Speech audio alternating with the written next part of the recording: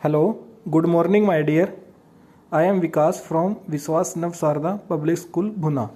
आज हम जो टॉपिक करने वाले हैं अकाउंट्स में वो करने वाले हैं revaluation of assets and reassessment of liability. Revaluation मतलब क्या होता है? चेंजेस होना किसमें? एसेट्स और लाइबिलिटी में। उन चेंजेस, वो जो चेंजेस होते हैं वो कैसे होते हैं, आज हम उसको क्या करने वाले हैं, डिस्कस करने वाले हैं माय डियर।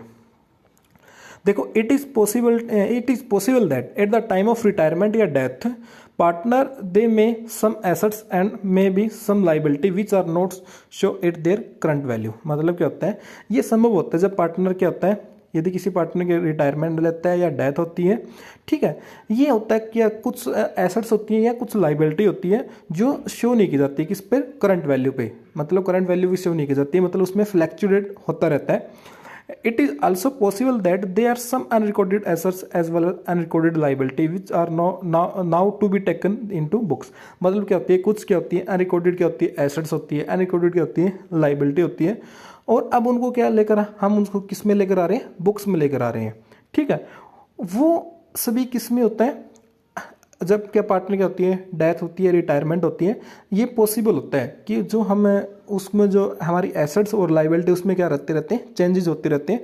कुछ क्या होती है अनरिकॉर्डेड एसेट्स होती है या कुछ अनरिकॉर्डेड लाइबिलिटी जो है उसको हमें अभी तक क्या नहीं किया, रिकॉर्ड नहीं किया।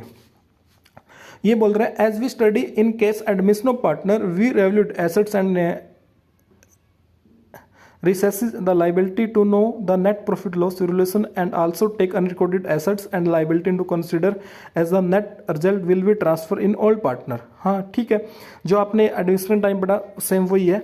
अब बोलता है जो रिटायरमेंट के टाइम है ना, ये बोलते हैं जो we divided profit and loss in partner या रिटायरिंग या decrease partner in their old profession. मतलब इसमें जो प्रॉफिट और लॉस होता है ना उसको हम क्या करते हैं, डिवाइड करते हैं किसमें, जो ओल्ड पार्टनर है, किसमें, ओल्ड रेशो में, किसमें, ओल्ड पार्टनर में, ओल्ड रेशो में, चाहे वो पार्टनर रिटायरमेंट हो रहा है या क्या हो रही है, डेथ हो रही है।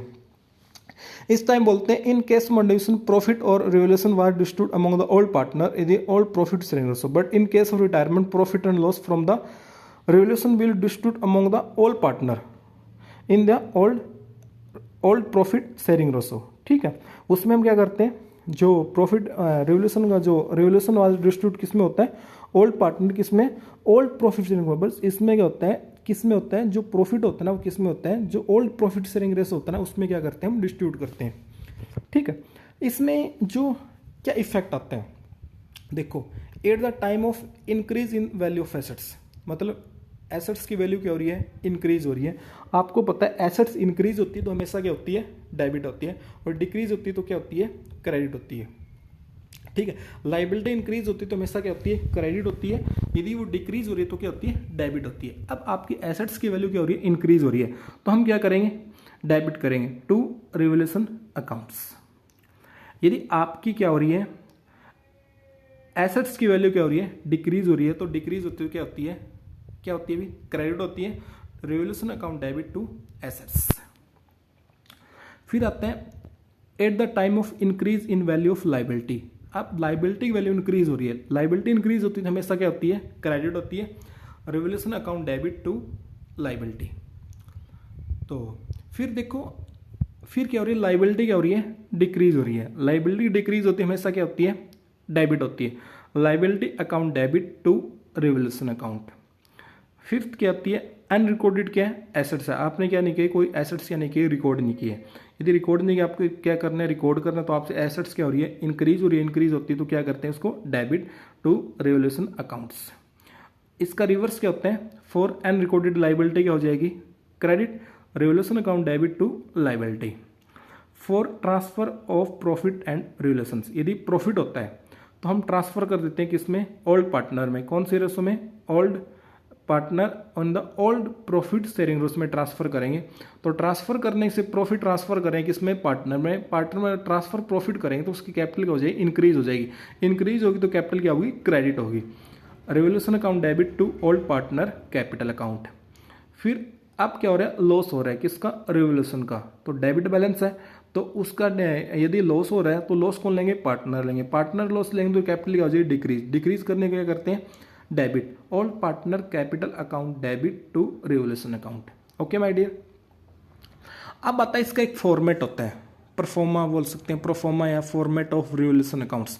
देखो हर अकाउंट्स की आपकी पता है दो साइड होती है, एक डेबिट होती है, कौन सी होती है, क्रेडिट होती है।